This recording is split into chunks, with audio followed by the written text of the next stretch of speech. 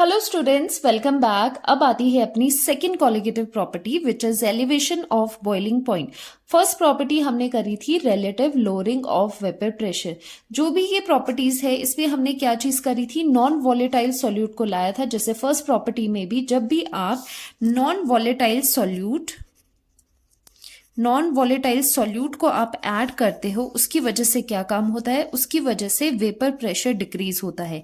ये चीज आपने करी थी RLVP में, which was the first colligative property कि relative lowering of vapour pressure decreases due to addition of non volatile solute. Non volatile solute कौन से होते हैं, जो वेपर्स नहीं बनाते, जैसे यूरिया, NaCl, सुक्रोज, ग्लूकोज, ये सभी नॉन वॉलेटाइल सॉल्यूट होते हैं जो इतने वॉलेटाइल नहीं होते। ओके तो यहां पर अब क्या होता है, वेपर प्रेशर तो आपको पता चल गया कि नॉन वॉलेटाइल सॉल्यूट डालने से वेपर प्रेशर डिक्रीज होता है। अब सेकेंड प्रॉपर्टी में क्या हो रहा है कि जैसे ही आप नॉन वॉलेटाइल सॉल्यूट डालते हो, एलिवेशन ऑफ बॉइलिंग पॉइंट हो रहा है, जो बॉइलिंग पॉइंट है वो इंक्रीज हो रहा है। अब यहां पर देखो, ये है प्योर सॉल्वेंट आपका, वाटर का केस लेते हैं, ग्लूकोज सॉल्यूशन आपने, सुक्रोज सॉल्यूशन आपने बनाना है। यहां पर है प्योर वाटर, प्योर सॉल्वेंट ये है। इसका बॉइलिंग पॉइंट ले लेते हैं, let the boiling point of this B, boiling point B TB naught, क्योंकि हम जो प्योर चीजें होती है उसमें हम नॉट से रिप्रेजेंट करते हैं, तो TB नॉट इसका है। अब जो मिक्स करके, ये सुक्रोज था जो कि एक नॉन वॉलेटाइल सॉल्यूट है, इसके वेपर्स नहीं बनते, जब ये इसमें ऐड होगा तो रिजल्टिंग एक सॉल्यूशन बनेगा।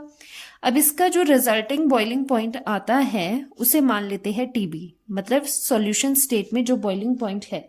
ओके, अगर आप वाटर की बात करो तो 100 डिग्रीज इसका होता है बॉइलिंग पॉइंट। अगर इसे हम केल्विन में ले, क्योंकि अभी जो टेम्परेचर हो गया वो केल्विन में ही हम लेने वाले हैं, सो यहां पर बॉइलिंग पॉइंट इसका होता है 373.15 केल्विन। ओके, ये आपको लर्न होना चाहिए वाटर का, कि वाटर का प्योर फॉर्म में कितना बॉइलिंग पॉइंट होता है, 100 डिग्री सेल्सियस या फिर 373.15 केल्विन। ये पूरी टर्म आपको लर्न करनी है एक चीज। ओके, अब क्या होता है, जैसे ही आप नॉन वॉलेटाइल सॉल्यूट को इसमें डालते हो तो जो रिजल्टिंग सॉल्यूशन बनता है, जब उसका हमने बॉइलिंग पॉइंट नोट डाउन किया, अब यहां पर बॉइलिंग पॉइंट कितना आया, ये आपके पास एक्सपेरिमेंटली हमने देखा, ये अब आपको लर्न नहीं करना है, ये आई वैल्यू 373.52 केल्विन। अब देखो लास्ट डिजिट्स, डेसिमल के बाद 15 है, यहां पर 52 है, बेशक थोड़ा सा इंक्रीज हुआ है, लेकिन यहां पर एलिवेशन हमें इंक्रीज इन बॉइलिंग पॉइंट नजर आ रहा है। So this is called the elevation of boiling point when you are adding non volatile solute to a solvent. ठीक है, तो ये सेकेंड प्रॉपर्टी है, ये चीज होती है। अब ये क्यों हो रहा है उसके बारे में जरा देखते हैं। ठीक है, देखो एक चीज मैंने आपको बताया है कि जो नॉन वॉलेटाइल सॉल्यूट के डालने से वेपर प्रेशर डिक्रीज होता है, ये बात सही है। ओके, अब एक बात देखते हैं कि बॉइलिंग पॉइंट क्या होता है। बार बार हम बॉइलिंग पॉइंट चीज देख रहे हैं, बहुत ही बेसिक सी चीज है। बॉइलिंग पॉइंट क्या होता है, अगर आप लोअर क्लासेस में बच्चों को पूछोगे तो कहेंगे कि वो टेम्परेचर जिसमें लिक्विड बॉइल होता है, लेकिन अब आप हायर ग्रेड्स में आ गए हो तो आपको बहुत ही इसका थोड़ा डीप आपको नॉलेज होना चाहिए डेफिनेशन का। बॉइलिंग पॉइंट क्या होता है देखना ध्यान से। Boiling point obviously is a temperature, एक टेम्परेचर है, कैसा टेम्परेचर। अब देखो ये वाटर है, ठीक है, ये वाटर है, वाटर यहां से हमने टेम्परेचर इंक्रीज किया, टेम्परेचर दिया तो ये बॉईल होने लगा। वेपर प्रेशर क्या होता है, जो वेपर्स बनेंगे जब ये बॉईल होगा, यहां पर इसके वेपर बनेंगे, अब इनका जो टोटल ये प्रेशर एक्सर्ट करेगी उसे हम वेपर प्रेशर कहते हैं। क्लियर, इतना आपको क्लियर हो गया ना। ये वेपर प्रेशर होगा जो वेपर्स की वजह से प्रेशर एक्सर्ट हो रहा है। तो जैसे ही आप टेम्परेचर इंक्रीज करोगे, इसके वेपर बनेंगे, वेपर प्रेशर आएगी। क्या हर एक टेम्परेचर को आप बॉइलिंग पॉइंट कहोगे, तो क्या डिफरेंस होता है एक नॉर्मल टेम्परेचर में और एक बॉइलिंग पॉइंट में। बॉइलिंग पॉइंट क्या होता है, वो टेम्परेचर होता है जहां पर वेपर प्रेशर की वैल्यू, ध्यान से देखना, बॉइलिंग पॉइंट वो टेम्परेचर होता है जिस टेम्परेचर पर vapour pressure of a liquid is equal to the atmospheric pressure which is equal to 1 atm। वो टेम्परेचर जिस टेम्परेचर पे लिक्विड का वेपर प्रेशर इक्वल आ जाए 1 atm के। अब atm क्या है, प्रेशर के ही यूनिट है, तो 1 atm के इक्वल आ जाए उसे कहते हैं हम कि वो उसका बॉइलिंग पॉइंट होगा, ठीक है। या 1 atm, ये atm में है, बार में भी आप इसे लर्न करो क्योंकि क्वेश्चन में बार में पूछते हैं, ठीक है। तो पता नहीं होगा आपको तो कंफ्यूज हो जाओगे। 1 atm दिया हो सकता है या फिर 1.013 बार। एटीएम बार से थोड़ा सा स्लाइटली ज्यादा होता है, तो ये वैल्यू है इसकी 1.013 बार। अगर आपको इन दोनों में से कोई भी प्रेशर दे दिया जाए तो उसका मतलब उसका corresponding temperature is the boiling point, यही डिफरेंस है। अच्छा, मैं अगर आपसे पूछूं कि वेपर प्रेशर मेरे पास 2 atm है, किसी टेम्परेचर पर एक T1 टेम्परेचर पे वेपर प्रेशर इतना है, T2 टेम्परेचर पे वेपर प्रेशर मैंने फाइंड आउट किया 0.5 है, ठीक है।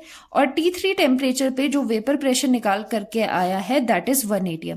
अब मैं पूछूंगी कि कौन से टेम्परेचर को आप, क्योंकि तीनों तो टेम्परेचर ही है, ठीक है, किस टेम्परेचर को आप बॉइलिंग पॉइंट कहोगे? तो सिंपल सी हम डेफिनेशन लगाएंगे कि बॉइलिंग पॉइंट वो टेम्परेचर होता है जिस टेम्परेचर पे वेपर प्रेशर की वैल्यू इक्वल हो जाए 1 एटमॉस्फेरिक प्रेशर और 1.013 बार। एक और T4 टेम्परेचर लेते हैं जिसमें वेपर प्रेशर है हमारा 1.013 बार। तो हम कहेंगे कि यहां पर ये 2 atm है, ये नहीं है, 0.5 है, कम है 1 atm से, तो यहां पर एग्जैक्टली 1 atm है या फिर 1.013 बार है। तो ये दोनों टेम्परेचर क्या है? ये बॉइलिंग पॉइंट है, ठीक है, ये बॉइलिंग पॉइंट को रिप्रेजेंट करते हैं। तो इतनी सी चीज आपको याद रखनी है, क्वेश्चन में बहुत ज्यादा इंपॉर्टेंट है ये चीज। क्वेश्चन अभी करवाऊंगी तो आपको बात समझ आएगी। वहां पर ये नहीं दिया होगा आपको कि बॉइलिंग पॉइंट ऑफ लिक्विड, वहां पर ऐसे भी देख सकते हैं कि किसी लिक्विड का वेपर प्रेशर इतना है तो उसका टेम्परेचर निकालो। टेम्परेचर का मतलब क्या है? उस टाइम पे आपको बॉइलिंग पॉइंट फाइंड आउट करना है क्योंकि वेपर प्रेशर की वैल्यू ये दे दी है। ओके, आई थिंक आपको ये क्लियर हो गया होगा बॉइलिंग पॉइंट का कंसेप्ट। अब यहां पर पढ़ते हैं क्या चीजें लिखी है नोट्स में। On adding non volatile solute, तो देखो जो भी ये चीजें है ना, ये नॉन वॉलेटाइल सॉल्यूट की कहानी है। जब आप नॉन वॉलेटाइल सॉल्यूट ऐड करते हो, एक काम होता है कि वेपर प्रेशर ऑफ द जो नया सॉल्यूशन बना है, नया नहीं मतलब सॉल्यूशन बना है, एक बात तो ये रहती है कि उसका वेपर प्रेशर डिक्रीज होता है, दूसरी बात होती है कि उसका बॉइलिंग पॉइंट इंक्रीज हो जाता है। अब फ्रीजिंग हम नेक्स्ट लेक्चर में पढ़ेंगे तब क्लियर होगा। तो ये दोनों चीजें तो अभी तक समझ आ गई। जैसे on addition of non volatile solute जो कि वेपर नहीं बनाता है, उसके डालने से क्या होता है? वेपर प्रेशर डिक्रीज होता है और बॉइलिंग पॉइंट इंक्रीज होता है। वेरी इंपॉर्टेंट, ठीक है। On adding non volatile solute vapour pressure decreases and solvent in solution will boil। solvent in solution बोल सकते हो या simply solution भी कह सकते हो, ठीक है। will boil at higher temperature, that is boiling point increases and this is known as elevation of boiling point। elevation का क्या मतलब होता है? increase होना। बॉइलिंग पॉइंट अब इंक्रीज हो रहा है, जैसे कि मैंने इस केस में करा था कि boiling point of pure liquid, pure water कितना है? 373.15 केल्विन होता है। अभी ये प्योर फॉर्म में है तब इसकी टीबी नॉट की वैल्यू उतनी है। जैसे ही आप सुक्रोज डालते हो जो कि नॉन वॉलेटाइल सॉल्यूट है, नॉन वॉलेटाइल सॉल्यूट की वजह से क्या हो रहा है? बॉइलिंग पॉइंट इंक्रीज हो रहा है। अब देखो जो सॉल्यूशन बना सॉल्यूट के डालने से, उसका बॉइलिंग पॉइंट चेक करो। यहां पर देखो 0.52 डेसिमल के बाद 0.52, वो क्या हो रहा है? इंक्रीज हो रहा है। तो यहां पर आपको इंक्रीज इन बॉइलिंग पॉइंट नजर आ रहा है। This is called the elevation of boiling point. Simple सी बात है, ओके। तो चलिए, बॉइलिंग पॉइंट का क्या था? Temperature at which vapour pressure of the liquid is equal to atmospheric pressure that is 1 atm। तो आप लिख सकते हो बॉइलिंग पॉइंट क्या होता है? Boiling point is the temperature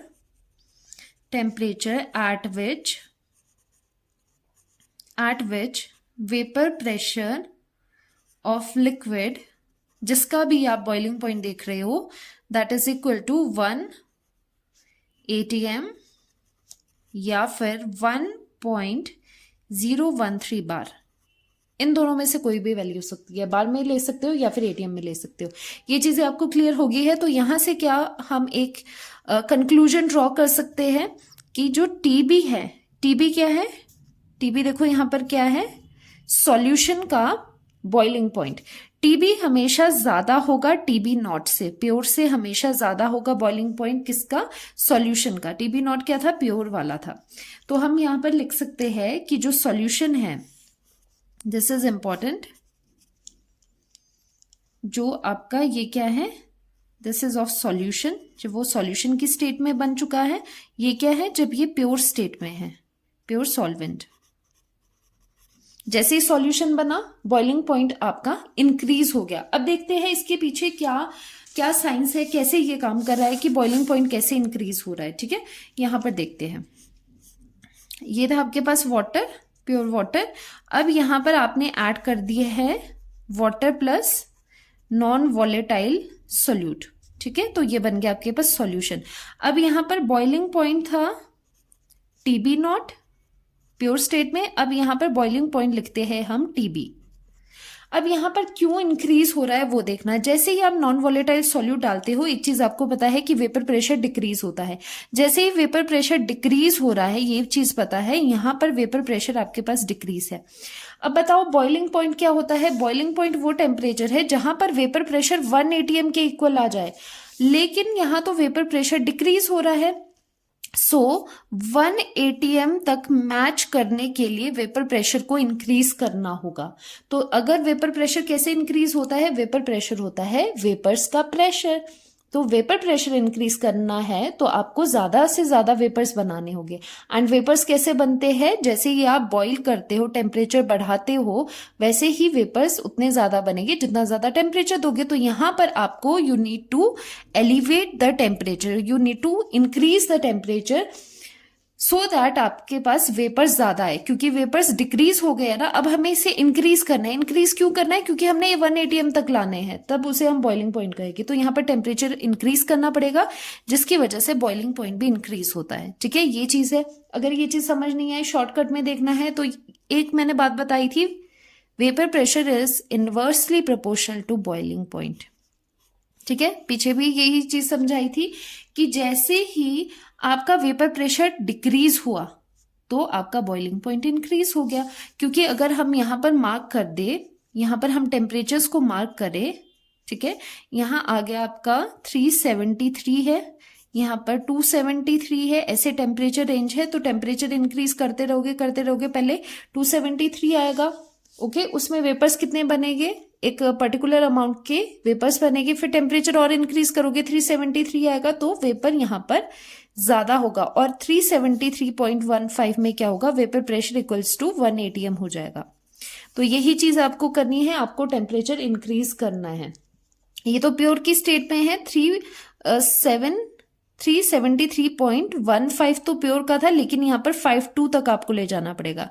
373.15 था जो नॉर्मल टेम्परेचर होता है वाटर का बॉईल करने का, लेकिन नॉन वॉलेटाइल सॉल्यूट से वो बॉइलिंग पॉइंट इंक्रीज हो रहा है क्योंकि वेपर प्रेशर वहां पर कम बन रहे हैं। इन शॉर्ट आप ये लर्न कर सकते हो, vapour pressure inversely proportional to boiling point. तो ये इसकी कहानी है, बैकग्राउंड कहानी। अब इसका हम ग्राफ कर लेते हैं, very important, vapour pressure versus temperature. Temperature को यहां पर हम केल्विन में ही रखेंगे।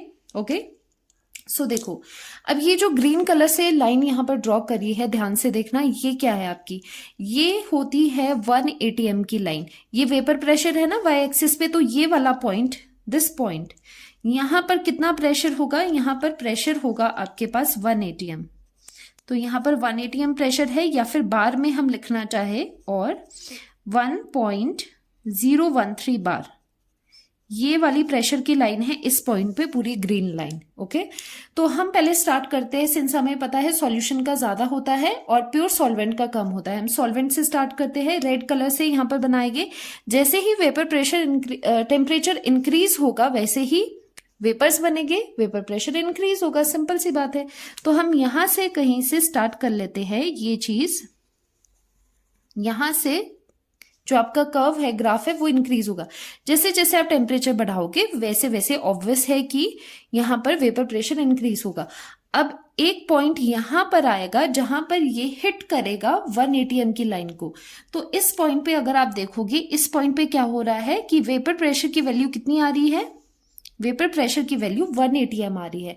तो 1 atm जब भी वेपर प्रेशर हिट करता है, उसका मतलब उसका कॉरेस्पॉन्डिंग जो नीचे टेम्परेचर है, उसके कॉरेस्पॉन्डिंग जो नीचे टेम्परेचर आ रहा है, that is called its boiling point.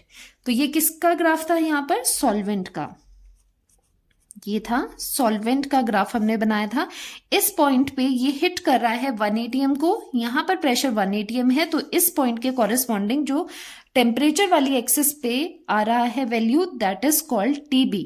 क्या है ये, TB नॉट। प्योर सॉल्वेंट का जो बॉइलिंग पॉइंट है वो इतना आ गया, ठीक है। ये बात होगी सॉल्वेंट की। अब अगर हमने नॉन वॉलेटाइल सॉल्यूट ऐड किया तो सॉल्यूशन बना, तो उसका ग्राफ कैसे होगा? ऊपर ऊपर बनाओ या फिर नीचे बनाओ, बताओ।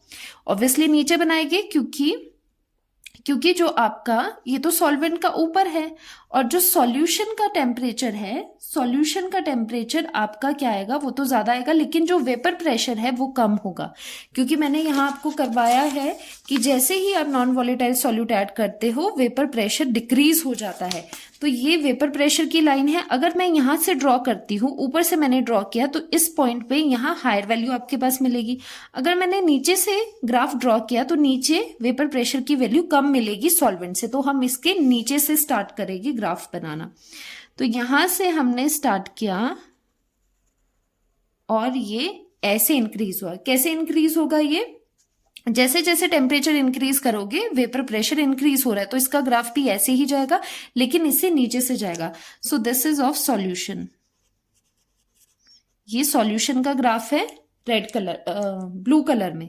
अब यहां पर पॉइंट देखो, जैसे ही वेपर प्रेशर टेम्परेचर इंक्रीज किया, वेपर्स बनते रहे, वेपर का प्रेशर इंक्रीज होता गया। एक पॉइंट ऐसा आएगा जब इस वेपर प्रेशर की वैल्यू इक्वल टू हो जाएगी 180 m के। इस पॉइंट के कॉरेस्पॉन्डिंग जो टेम्परेचर है उसे क्या कहेंगे? इस सॉल्यूशन का बॉइलिंग पॉइंट। क्योंकि हमने यही सीखा है बॉइलिंग पॉइंट क्या होता है, वो टेम्परेचर जहां पर प्रेशर, वेपर प्रेशर किसके इक्वल आ जाए? 180 m के इक्वल आ जाए। सो दिस इज टीबी। टीबी क्या होता है? सॉल्यूशन का बॉइलिंग पॉइंट। तो ये आपका ग्राफ है। अब इंटरेस्टिंग चीज यहां पर क्या है, एक कि जो यहां पर डिफरेंस रहेगा, इन दोनों का जो डिफरेंस है, क्योंकि ये एलिवेट हो रहा है, so this difference is known as delta TB, which is elevation in boiling point. कि कितना एलिवेट हो रहा है टेम्परेचर, वो इनके डिफरेंस से आप निकाल सकते हो। सो this is the graph, very important. And ऊपर क्या चीजें आपके पास आ रही है वो भी देख लो। ये क्या रिप्रेजेंट कर रहा है यहां पर? Boiling point of solution, of the solution, and here boiling point of solvent. ठीक है, सिंपल से ग्राफ है। जस्ट ये ध्यान रखना कि सॉल्वेंट का ऊपर आएगा और सॉल्यूशन का नीचे आएगा, क्योंकि जो आपका सॉल्यूशन है उसका वेपर प्रेशर कम होता है सॉल्वेंट से, प्योर सॉल्वेंट से। ये चीज होगी। अब यहां पर क्या चीजें हैं? टीबी था boiling point of the solution, TB naught क्या था? Boiling point of the pure solvent. And यहां से एक कंक्लूजन हमने क्या निकाला था कि जो टीबी होता है वो ज्यादा होगा टीबी नॉट से। टीबी ज्यादा होगा टीबी नॉट से। ये चीज यहां से समझ आई थी। And this was of solution, और ये था आपका प्योर सॉल्वेंट का। ठीक है, ये प्योर सॉल्वेंट का था। अब मैथमेटिकली इसको एक्सप्लेन करते हैं, मैथमेटिकल एक्सप्रेशन हम निकालने की कोशिश करते हैं। तो यहां पर हो रहा है elevation in boiling point. So here elevation of boiling point, जिसे हम रिप्रेजेंट करेंगे अब डेल्टा टीबी से, change in boiling points. So delta TB कैसे आएगा? डेल्टा टीबी जो आपने डिफरेंस निकालना है, बिगर टर्म माइनस लोअर टर्म। तो यहां पर बिगर टर्म कौन सी है? TB minus TB not. दोनों की वैल्यूज को माइनस करोगे तो जितना एलिवेट हुआ है, जितना इंक्रीज हुआ है टेम्परेचर, वो आपके पास यहां पर आ जाएगा। और साथ ही आपने देखा होगा कि ये कॉलिगेटिव प्रॉपर्टी है। और जैसे ही नॉन वॉलेटाइल सॉल्यूट आता है तो ये सब चीजें किस वजह से हो रही है? एक बात याद रखना, ये सब चीजें किसकी वजह से हो रही है? नॉन वॉलेटाइल सॉल्यूट के आने से। नॉन वॉलेटाइल सॉल्यूट के आने से वेपर प्रेशर डिक्रीज होता है, और उसी के आने से उसी का ही इफेक्ट है जो बॉइलिंग पॉइंट राइज हो जाता है, एलिवेट हो जाता है। तो ये सब एक्सपेरिमेंटली भी ये चीज देखी है, थ्योरेटिकली भी समझ आ गई है, हमने देखी है एक्सपेरिमेंटली कि डेल्टा टीबी जो होता है, ये जो एलिवेशन हो रहा है बॉइलिंग पॉइंट का, that is directly proportional to concentration of the solute। तो ये एक कॉलिगेटिव प्रॉपर्टी है। हेंस ये क्या है? Colligative property. ओके अब यहाँ पर कॉन्सेंट्रेशन टर्म तो बहुत सारी है। हमने लेक्चर के स्टार्टिंग में ही जब कॉन्सेंट्रेशन टर्म करी थी तो हमने मोलारिटी पढ़ी है, मोलालिटी पढ़ी है। तो कौन सा हम यहाँ पर ले, मोलारिटी ले या फिर मोलालिटी ले, उसके लिए आपको यहाँ पर नोट करना होगा कि यहाँ पर हम मोलालिटी को कंसिडर करते हैं। ठीक है, टेक कॉन्सेंट्रेशन टर्म कौन सी वाली, मोलालिटी। इसे हम हाईलाइट करेंगे सो दैट आप इसे भूलो ना। हम यहाँ पर क्या लेते हैं, हम यहाँ पर मोलालिटी लेते हैं। मोलालिटी को कैसे रिप्रेजेंट करते हैं, स्मॉल एम से रिप्रेजेंट करते हैं, मोलारिटी को कैपिटल एम से हम रिप्रेजेंट करते हैं। अब एक बात आपके दिमाग में आएगी यहाँ पर कि मैम यहाँ पर मोलालिटी क्यों ले रहे हो, मोलारिटी क्यों नहीं ली। बिकॉज जो मोलालिटी है, आप समझो मोलालिटी में आता है पर केजी ऑफ द सॉल्वेंट और मोलारिटी में आता है पर लीटर ऑफ द सॉल्यूशन। तो मोलालिटी में मास टर्म आती है जो कि टेम्परेचर इंडिपेंडेंट होती है। तो यहाँ पर टेम्परेचर, सो दैट यहाँ पर कोई एरर ना आए, अच्छे से ये वाला हम चेंज निकाल पाए, क्योंकि टेम्परेचर यहाँ पर ज्यादा ऑल्टर ना हो, इसलिए हम मेजरमेंट करते हैं मोलालिटी में, क्योंकि वो अफेक्टेड नहीं होती है टेम्परेचर से, क्योंकि उसमें मास टर्म है। मोलारिटी अफेक्टेड होती है क्योंकि उसमें वॉल्यूम टर्म है और वॉल्यूम डिपेंडेंट होता है टेम्परेचर के। ठीक है, तो मोलालिटी हम यहां पर लेंगे। So delta TB is directly proportional to molality which is M. And molality का फॉर्मूला क्या होता है, चलो ये प्रोपोर्शनैलिटी साइन पहले हटाते हैं। Delta TB is equal to KB, KB into M. ये आपके पास आ गया। अब ये केबी क्या है, यहाँ पर केबी इज द कांस्टेंट, जिसे इसके कई नाम है, क्या क्या नेम्स है इसके वो लिख लेते हैं। बॉइलिंग पॉइंट, क्योंकि हम बॉइलिंग पॉइंट की बात कर रहे हैं, boiling point elevation constant, elevation constant, और या फिर हम लिखते हैं मोलल एलिवेशन। मोलल क्यों लिख रहे हैं, मोलर क्यों नहीं लिख रहे, क्योंकि मोलालिटी यहां पर ले रहे हैं। मोलल एलिवेशन कांस्टेंट, और एक और अच्छा नाम है इसका इबिलियोस्कोपिक, EBULIOSCOPIC, इबिलियोस्कोपिक कांस्टेंट। ये सभी नेम होते हैं, किसके नेम होते हैं, ये केबी के नेम्स होते हैं। ठीक है, तो ये सब आए तो कंफ्यूज मत होना, ये सब केबी के ही नेम्स हैं। तो ये हमने केबी के बारे में पढ़ा। अब केबी के ही बारे में इसकी यूनिट भी यहां पर देख लेते हैं साइड में। यूनिट क्या होगी इसके, यूनिट के लिए delta TB upon this molality is equal to क्या होता है, केबी होता है। एंड अगर आप मोलालिटी को देखो, केबी इज इक्वल टू आपके पास क्या था, temperature, delta TB upon molality. Temperature का होता है केल्विन यूनिट, एंड मोलालिटी क्या होती है, एन अपॉन पर केजी ऑफ द सॉल्वेंट, यही होती है मोलालिटी। तो नीचे केजी है, ऊपर नंबर ऑफ मोल्स है, तो ये हो जाती है number of moles upon KG. ठीक है, तो यहां पर आ जाएगा मोल्स पर केजी। ओके, तो यहां पर हम लिखते हैं केबी के units temperature upon moles per KG, KG inverse. इसे रिवर्स करके ऊपर करके केबी की यूनिट आ जाते हैं आपके पास, टेम्परेचर का आ जाएगा केल्विन, केल्विन ये ऊपर जाके केजी, और मोल हो जाएगा आपका रिवर्स। तो ये वाले यूनिट होते हैं आपके डेल्टा टीबी के, सॉरी डेल्टा टीबी नहीं, केबी के। ठीक है, केबी के यूनिट्स भी आपके पास आ गए हैं। अब यहाँ पर हम अपना एक्सप्रेशन स्टार्ट करते हैं फिर से। ये साइड में हमने केबी के लिए यूनिट्स निकाले हैं। सो यहाँ पर आप क्या लिख सकते हो, अब देखिए यहाँ पर मोलालिटी को हमने खोलना है सो दैट एक एक्सप्रेशन आ जाए। Delta TB is equal to KB into molality कैसे लिखते हो आप, number of moles, number of moles of the solute. ठीक है, यहां पर मैं बताती हूँ पहले, मोलालिटी होती है number of moles of the solute divided by per KG of the solvent. And number of moles कैसे होता है, mass of the solute upon molar mass of the solute. तो ये सब चीजें हम यहाँ पर कैसे लिख सकते हैं, मोलालिटी की जगह मास of the solute upon molar mass of the solute into one upon mass of the mass of the solvent, क्योंकि ये मोलैलिटी क्या होती है, पर केजी ऑफ द सॉल्वेंट होती है, तो यहां पर हम 1 अपॉन मास ऑफ ए लेते हैं, लेकिन किस में, केजी में लेते हैं, तो ये होता है आपका मोलैलिटी। ठीक है, तो ये होना चाहिए आपका यहाँ पर केजी में, लेकिन मोस्ट ऑफ द टाइम आपको ग्राम में लेते हैं, तो ग्राम में यहाँ पर हम कन्वर्ट करेंगे, KB is equal, delta TB is equal to KB into mass of the solute upon molar mass of the solute into, अब यहाँ पर वेट ऑफ द सॉल्वेंट अगर आप ग्राम्स में ले रहे हो तो ऊपर आप 1000 से मल्टीप्लाई करोगे, जस्ट इतना काम आपको करना है। और यहाँ पर एक एक्सप्रेशन आता है जो कि न्यूमेरिकल्स में डायरेक्टली यूज होता है, वेरी इंपॉर्टेंट। ठीक है, तो यहां से आपको पूछ सकते हैं molar mass of the solute निकालो, तो आप आराम से निकाल सकते हो। अब इसी पर हम एक क्वेश्चन यहाँ पर डिस्कस करने वाले हैं। सो क्वेश्चन देखते हैं अब। 18 gram of glucose, NCERT in text question है। 18 gram of glucose is dissolved in 1 kg of the water at what temperature will water boil at 1.013 बार। चलो डिकोड करते हैं आराम से। ग्लूकोज इज डिसॉल्व्ड इन मतलब ये सॉल्यूट है, mass of the solute is given 18 grams in 1 kg of the water. अब यहां पर हम ग्राम्स में ही लेते हैं इजी करने के लिए ना, क्योंकि हम ये वाला फॉर्मूला यूज करने वाले हैं।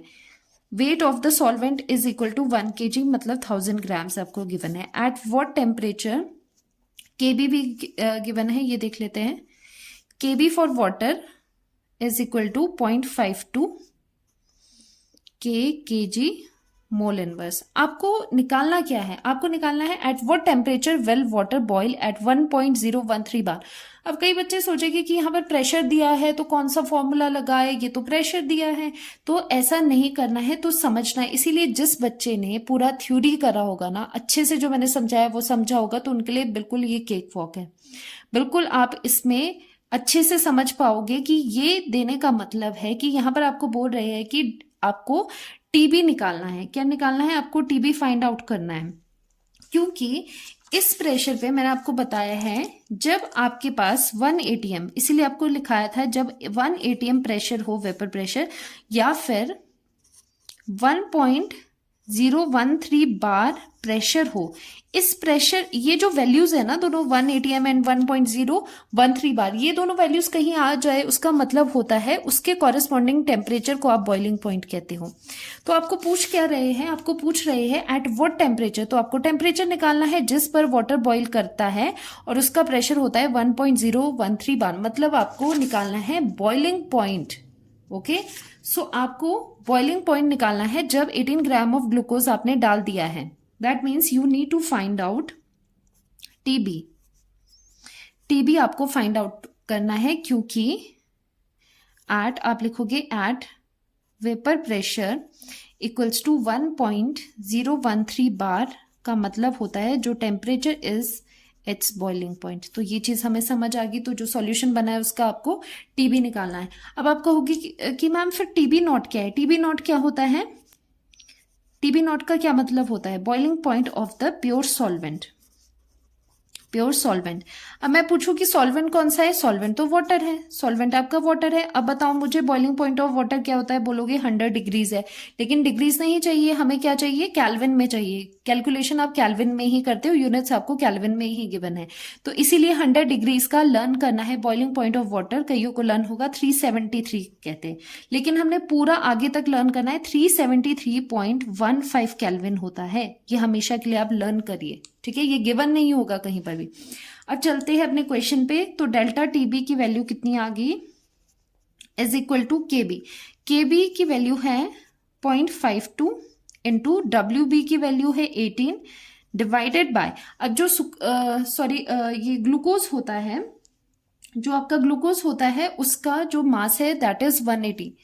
जो molar mass of the glucose है ए का दैट इज इक्वल टू 180। तो ये आपको लर्न करना है। C6H12O6 ये आप फाइंड आउट भी कर सकते हो, वरना कई एक चीजें हैं जिसका मोलर मास आप लर्न कर दो तो सही रहेगा। जैसे ग्लूकोज है 160 हो गया, इसका 180 हो गया, यूरिया है 60 हो गया, ये सब चीजें आपको लर्न होनी चाहिए। तो 180 यहाँ पर मोलर मास ऑफ द आपके पास सॉल्यूट आ गया, नॉट ए बट बी। ए तो आपका वाटर ही है। तो 180 यहाँ पर आ गया, इनटू 1000 आपने ऊपर कर दिया, नीचे वेट ऑफ ए कितना है 1000 है, तो ये कट हो गया, ये भी हो गया, और नीचे आपके पास 10 बच गया। तो ये वैल्यू आ जाती है आपके पास पॉइंट, ये 0 आप यहाँ पर एडजस्ट करोगे 052। ये किसकी वैल्यू आ रही है, डेल्टा टीबी की वैल्यू आपके पास आ रही है 0.052। डेल्टा टीबी का क्या मतलब होता है कि टीबी माइनस टीबी नॉट, यही होता है ना डेल्टा टीबी। डेल्टा टीबी होता है टीबी माइनस टीबी नॉट। तो यहां पर आपने क्या, TB minus TB naught is equal to differences जो एलिवेशन है दैट इज 0.052। ये एलिवेशन है, इतना इंक्रीज हो रहा है, और गिवन क्या है आपको, टीबी नॉट आपको पता है इतनी वैल्यू होती है, टीबी आपको फाइंड आउट करना है। दूसरी साइड जाएगा प्लस हो जाएगा 0.052 plus 373.15। So TB temperature boiling point of the solution, जब नॉन वॉलेटाइल सॉल्यूट आप डाल देते हो, वो आ जाता है 373.202 केल्विन। ये आपका आंसर रहा, ये आ गया आपका आंसर। तो यहां पर हम क्या कंक्लूजन निकालते हैं कि जो आपका वाटर है, जब आप नॉन वॉलेटाइल सॉल्यूट को ऐड कर रहे हो वाटर में, तो कितना एलिवेट हुआ।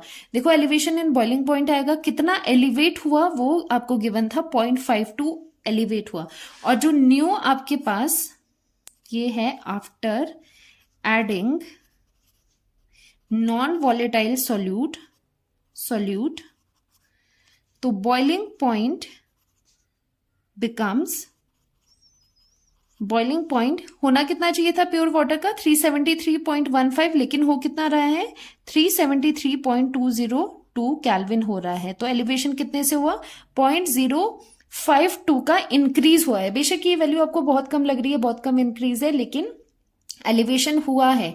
इसीलिए मैं कहती हूं प्योर वाटर का जो बॉइलिंग पॉइंट है उससे पूरा लर्न करो 373.15, क्योंकि डेसिमल से आगे तो कोई फर्क नहीं है, सिर्फ फर्क कहाँ है, यहाँ पर 15 है और यहाँ पर 202 आ रहा है। तो इतना भी एलिवेट हो रहा है, इतना एलिवेशन होगा जब नॉन वॉलेटाइल सॉल्यूट आपने यहाँ पर ऐड किया है।